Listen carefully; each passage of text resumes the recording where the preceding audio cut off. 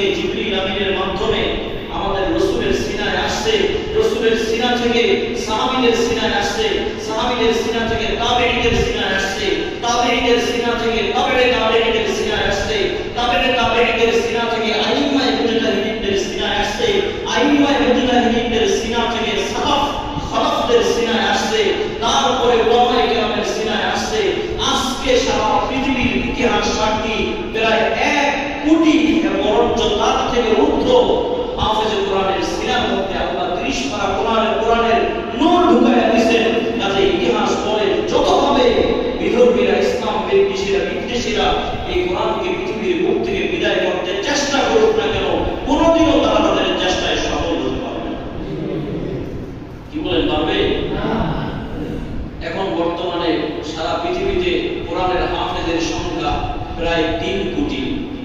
কয় কোটি? 3 কোটি। আমাদের বাংলাদেশে তো প্রতি বছর কয়েক লক্ষ হাফেজের কোরআন বের হয়।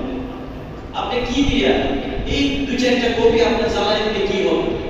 আল্লাহ তো হাজারটা কবি আমাদের বুকের মধ্যে ঢুকিয়ে দিয়েছে, বের করতে পারবে না ইনশাআল্লাহ। একজন হাফেজ মারবেন, 100 হাফেজ দাঁড়িয়ে যাবে, 100 হাফেজকে মারবেন, 1000টা হাফেজ দাঁড়াবে, 1000টা হাফেজকে মারবেন, 10,000 হাফেজ দাঁড়াবে, 10,000কে মারবেন, লক্ষাধিক হাফেজ দাঁড়াবে। যদি লক্ষাধিক হাফেজকে মেরে ফেলেন, 10 লক্ষ 10 কোটি হাফেজ